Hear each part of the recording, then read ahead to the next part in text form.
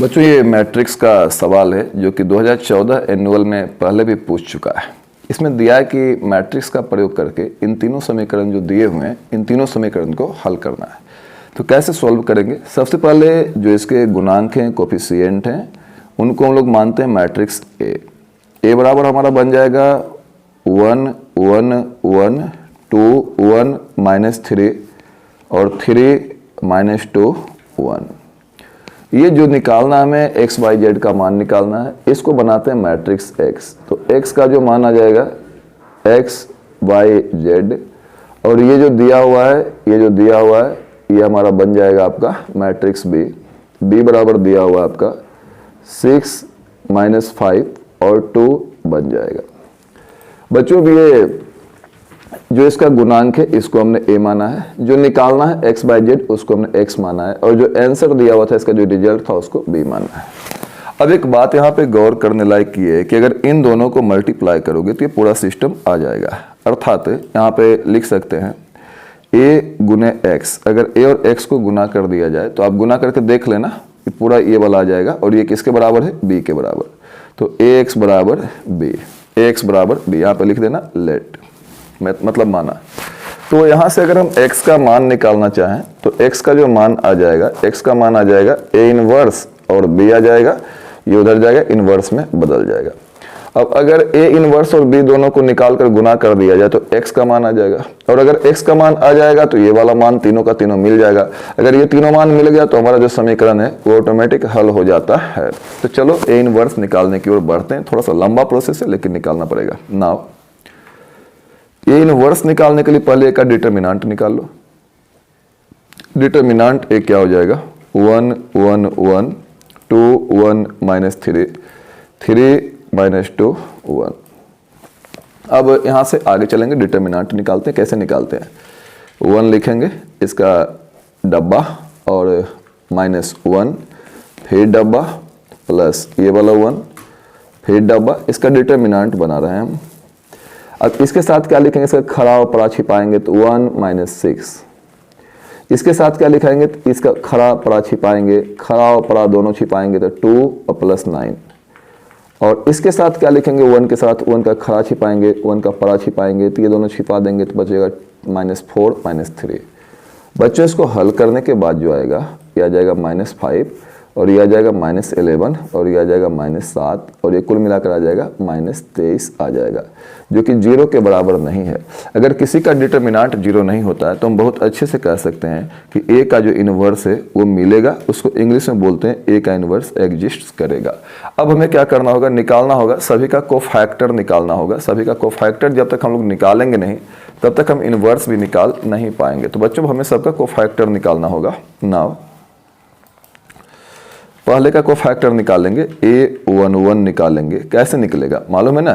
-1 का पावर 1 + 1, और पहला रो पहला कॉलम को छिपा दो, पहला रो को छिपा दो, पहला कॉलम को छिपा दो, बाकी जो बच गया उसका डिटर्मिनेंट। तो पहला रो ये हो गया, पहला कॉलम ये हो गया। इन दोनों को छिपाकर जो बाकी बच गया उसका डिटर्मिनेंट, तो बाकी जो बचेगा उसका डिटर्मिनेंट क्या आएगा? 1 और -6 आ जाएगा, 1 -6 आ जाएगा। तो ये हो जाएगा -1 का पावर +1, तो ये +2 हो जाएगा, ये -5, ये हमारा +1 दे देगा और इंटू -5। तो पहला कोफैक्टर जो हमारा आया है वो कितना आया है? -5। अब हम लोग निकालेंगे a12। कैसे निकालते कोफैक्टर? -1 का पावर दोनों का जोड़ रहेगा, -1 का पावर दोनों का जोड़, और पहला रो गायब करना है, पहला रो गायब करना, ये गायब करना, पहला रो गायब करना है, और उसके बाद क्या गायब करना है? दूसरा कॉलम गायब करना। पहला रो गायब करेंगे, दूसरा कॉलम गायब करेंगे, तो ये इसको गायब करना है और इसको गायब करना। बचेगा 2 और +9, तो 2 + 9 बच जाएगा। तो ये हो जाएगा -1 का पावर 3 हो जाएगा, और इंटू 11। ये -1 दे देता है, विषम पावर है, गुने 11, ये दे देगा -11। उसके बाद निकालेंगे a13 की वैल्यू निकालेंगे। a13 की जो वैल्यू निकालेंगे, आपको याद होगा a13 की वैल्यू कैसे निकालेंगे? इसके लिए -1 का पावर दोनों का जोड़ लिखेंगे, 1 + 3, और इसको गायब करना। पहला रो गायब करना है, तीसरा कॉलम गायब करना है, पहला रो गायब करना है, तीसरा कॉलम गायब करना है। ये बनेगा -4 -3, ये बनेगा -4 -3, और ये बन जाएगा -1 का पावर 4 × 7, और ये +1 दे देगा क्योंकि इवन पावर सम पावर है इंटू 7, और ये हमारा दे दिया कितना दे दिया, ये -7 है, तो 1 इंटू -7 और ये दे देगा हमें -7 दे देगा। अभी हम लोग पहले रो के लिए निकाले हैं, अब दूसरे रो में प्रवेश करेंगे। दूसरे रो में क्या होने वाला है, A21 निकलेगा, -1 का पावर 2 + 1, और कौन कौन निकलेगा, A22, और कौन निकलेगा, A23, और कौन निकलेगा, A31, और कौन निकलेगा, A32, और कौन निकलेगा, A33। इतने हमें निकालने पड़ेंगे सबसे पहले। और क्या करते हैं फटाक से, -1 का पावर 2 + 1, -1 का पावर 2 + 2, -1 का पावर 2 + 3, -1 का पावर 3 + 1, -1 का पावर 3 + 2, -1 का पावर 3 + 3। इतना करके रख लेता हूँ।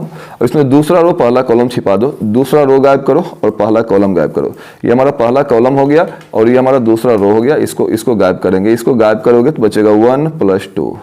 इसको गायब करोगे, पहला रो और दूसरा कॉलम गायब करोगे तो बचेगा 1 + 2, तो 1 + 2 बचेगा। और ये हो जाएगा -1 का पावर -1 का पावर 3 इंटू 3 बच जाएगा। तो ये बच जाएगा -1 इसका वैल्यू इंटू 3, तो ये -3 आ जाएगा। अब यहाँ पे A22 निकालना है, -1 का पावर 2 + 2, दूसरा रो छिपाएंगे दूसरा कॉलम, तो दूसरा रो छिपाना है और दूसरा कॉलम यानी क्रॉस बना देना, ये वाला छिपा देना है। दूसरा रो छिपाना है दूसरा कॉलम छिपाना, तो बचेगा 1, बचेगा हमारा 1 और -3, तो ये हो जाएगा 1 - 3, और ये -1 का पावर 4 और इंटू -2, फाइनली आ जाएगा हमारा, ये आ जाएगा 1 इंटू -2, इसका आंसर -2 आ जाएगा। ये A23 निकाल रहा हूँ, -1 का पावर 2 + 3, दूसरा रो छिपाना है तीसरा कॉलम छिपाना है, दूसरा रो छिपाना है तीसरा कॉलम छिपाना है, इसको छिपा दो, दूसरा रो छिपा दो तीसरा कॉलम छिपा दो, क्या बनेगा, -2 - 3 बनेगा, -2 - 3 बनेगा। और -1 का पावर ये आ जाएगा 5 इंटू -5, तो ये -1 का पावर 5 जो आएगा ये -1 दे देगा इंटू -5, तो ये हमें दे देगा +5 दे देगा।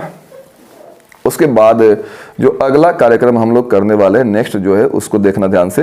ये A31 निकालेंगे, कैसे निकलेगा, -1 का पावर 3 + 1, तीसरे रो को छिपाना है और पहले कॉलम को छिपाना। तीसरा रो हमारा ये हो गया और पहला कॉलम ये हो गया। इसको जब हम छिपा देंगे, तीसरा रो को छिपाएंगे, पहला कॉलम को छिपाएंगे, तो बनेगा ये -3 और -1, तो -3 -1, तो ये हो जाएगा हमारा -1 का पावर हो गया 4 हो गया, -3 -1 -4 हो जाएगा, और ये +1 इंटू -4 ये हमारा हो जाएगा -4 हो जाएगा।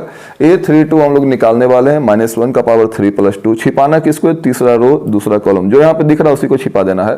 तीसरा रो छिपाएंगे और दूसरा कॉलम छिपाएंगे, तीसरा रो छिपाएंगे दूसरा कॉलम छिपाएंगे, तीसरा रो छिपाएंगे दूसरा कॉलम छिपाएंगे, तो ये आएगा -3 -2, -3 -2, और ये जो आने वाला है -1 का पावर 5 इंटू -5, और ये दे देगा -1, चूंकि विषम पावर है -1 दे देगा ये इंटू -5, ये हमारा दे देगा +5। और बच्चों यहाँ जो देख रहे हैं ना, लास्ट में A33 छिपाना है, यानी तीसरा रो तीसरा कॉलम छिपाना है, तीसरा रो छिपाओ तीसरा कॉलम छिपाओ, तीसरा रो छिपाओ तीसरा कॉलम छिपाओ, क्या बचेगा, तीसरा रो छिपाओ तीसरा कॉलम छिपाओ, बचेगा 1 - 2 बच्चों ये आ जाएगा -1 का पावर 6 इंटू -1, और ये 1 इंटू -1 कितना आ जाएगा, ये -1। फाइनली यहाँ तक हम लोग आ चुके हैं। हम लोगों ने यहाँ पे क्या किया है सो आप लोग देख सकते हो। हमने सबसे पहले कोफैक्टर निकाला है। अब इनवर्स निकालने के लिए क्या करेंगे, आपको स्टेप दर स्टेप ये बातें पता होगी, इनवर्स कैसे निकाला जाता है। सो आगे चलते हैं हम लोग। बच्चों यहाँ से आगे चलते हैं। तो हम लोगों ने कोफैक्टर निकाल लिया। अब हम लोग क्या करेंगे, लिखेंगे let D is cofactor matrix of A. Inverse निकालने वाली पूरी प्रोसेस है। D is cofactor matrix of, D जो है कोफैक्टर मैट्रिक्स है, किसका कोफैक्टर मैट्रिक्स है, ए का। तो डी की वैल्यू क्या हो जाएगी, डी की जो वैल्यू हो जाएगी कोफैक्टर मैट्रिक्स की वैल्यू माइनस, यहाँ से शुरुआत से चलेंगे, -5 -11 -7, तो -5 -11 -7 और -3 -2 5, -3 -2 5 और -4 5 और -4 5 और -1। अब ये जो कोफैक्टर मैट्रिक्स हमने निकाला है, ये कोफैक्टर मैट्रिक्स का जो ट्रांसपोज होगा उसी को हम लोग बोलते हैं एडजॉइंट ए। तो हम यहाँ से आगे चलते हैं और एडजॉइंट ए निकालते हैं। सो एडजॉइंट ए की जो वैल्यू आ जाएगी, एडजॉइंट ए जो आ जाएगा, एडजॉइंट ए की जो वैल्यू आ जाएगी, एडजॉइंट ए बराबर क्या हो जाएगा, डी का ट्रांसपोज। डी का ट्रांसपोज जो निकलेगा, ट्रांसपोज निकालने में रो को कॉलम में बदलते हैं तो -5, -11, -7 और -3, -2, 5 और रो को कॉलम में तो -4, 5 और ये नीचे आ जाएगा -1। अब आपको पता होगा कि ए इनवर्स क्या होता है, आपको पता होगा ए इनवर्स क्या होता है। ए इनवर्स बराबर होता है 1 बटा determinant A into adjoint A. और अभी अभी हम लोगों ने डिटर्मिनांट की वैल्यू निकाली थी, तो डिटर्मिनांट का जो वैल्यू आया था, थोड़ा सा याद करो, डिटर्मिनांट की जो वैल्यू आया था कितना आया था, -23 आया था। तो हम लोग लिखेंगे डिटर्मिनांट का मान देंगे, क्या मान आएगा इसका, 1 बटा डिटर्मिनांट ए तो -23 और गुने एडजॉइंट ए, एडजॉइंट का मान दे देंगे। एडजॉइंट का मान कितना है, -5, -3, -4, -11, -2, 5 और -7, 5 और -1। ये हमारा एडजॉइंट का मान है। अब ये क्या हो जाएगा, सो देखो इसको गुना कर लेंगे हम लोग।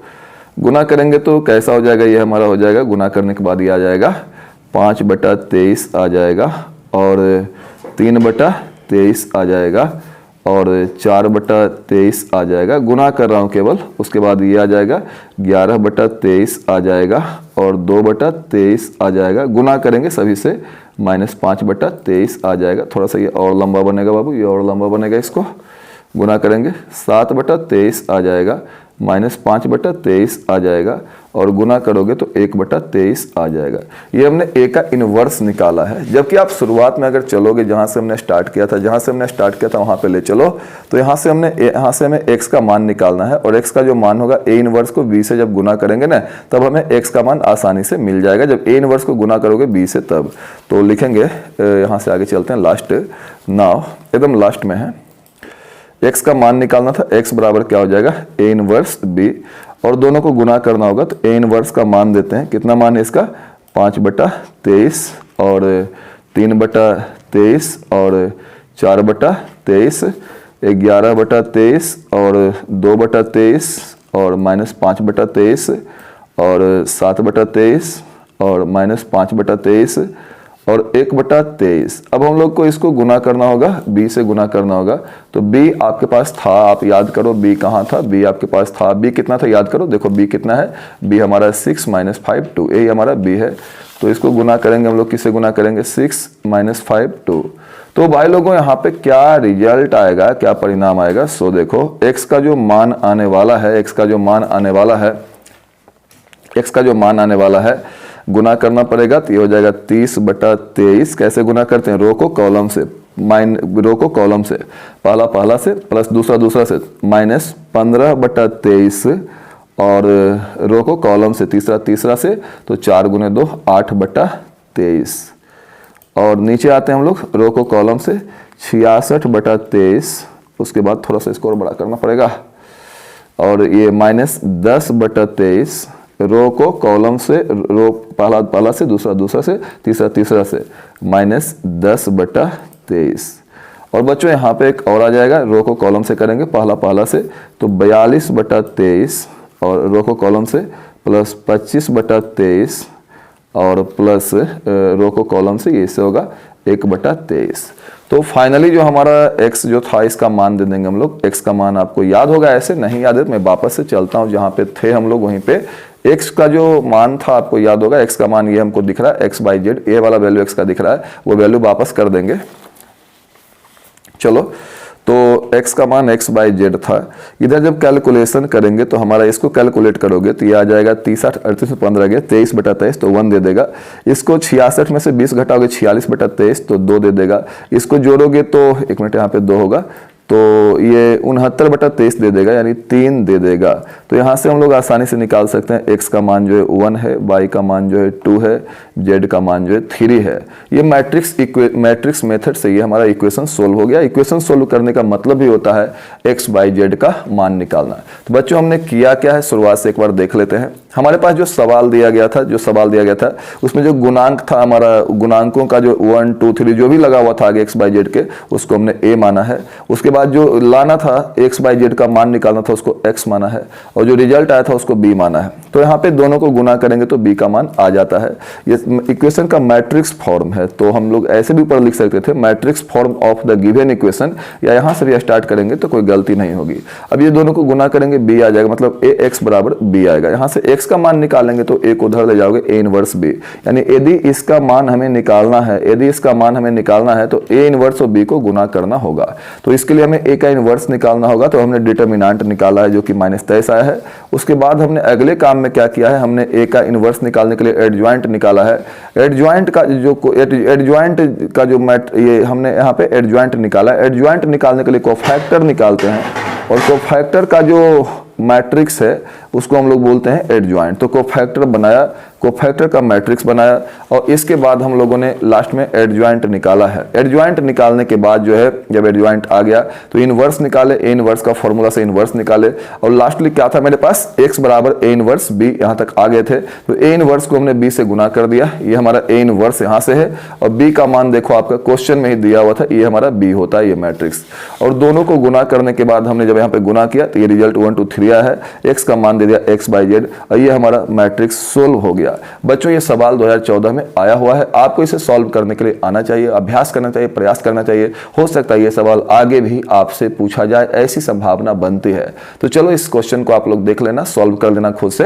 और एक और बात रह गई, ये जो आपका आंसर है सही है गलत है, इसको चेक कैसे करेंगे, क्योंकि हमने इतनी मेहनत भी की और कहीं गलती होगी तो बेकार हो जाएगा। तो इसको चेक करने के लिए मैं आपको सिखा देता हूँ, चेक कर लेना है इसको। जो आंसर आया उसको प्रश्न में रख के देखेंगे। प्रश्न हमारा कहाँ है, जरा सा हम क्वेश्चन की ओर चलते हैं, इसे मोड़ कर रख लेता हूँ। जो हमारा क्वेश्चन है यहाँ पे ये दिया हुआ क्वेश्चन आपको दिख रहा होगा, और जो हमारा आंसर है वो यहाँ पे आया है। हम यहाँ पे वैल्यू पुट करके देखते हैं। एक्स का मान 1 है, वाई का मान 2 है, जेड का मान 3 है। यहाँ पे 1 रखो, यहाँ पे 2 रखो, 3 रखो, तो 1 + 2 + 3 = 6। यहाँ भी 1 2 3 डालो, 2 × 1 प्लस बाई का मान कितना आया है, बाई का मान 2 आया है, और -3 × जेड का मान 3 बराबर -5। चेक करो, ये तो सही लग रहा है, इसको चेक करो। तो 2 और 2 4, 2 और 2 4, -9 -5, ये भी सही है। तीसरे में भी डालकर देख सकते हैं, यानी जो वैल्यू हमारा आया है बनाने के बाद उसको हम क्वेश्चन में डाल के देखेंगे। अगर संतुष्ट कर दिया तो आपने जो बनाया सही है, अदरवाइज कहीं ना कहीं गलती हुई है। तो इसको हम बना भी सकते हैं, बनाने के साथ साथ चेक भी कर सकते हैं। तो आपसे रिक्वेस्ट करूंगा, यदि ये सवाल परीक्षा में आ जाए तो इसको छोड़िएगा नहीं, क्योंकि बन सकता है, बनाया जा सकता है, और बनाने के बाद इसको चेक भी कर सकते हो। कन्फर्म आप हमें सही बता सकते हो कैसे ये बना है और क्या इसका आंसर आया है। तो बच्चों मिलते हैं नेक्स्ट वीडियो में हम लोग, तब तक के लिए बाय बाय।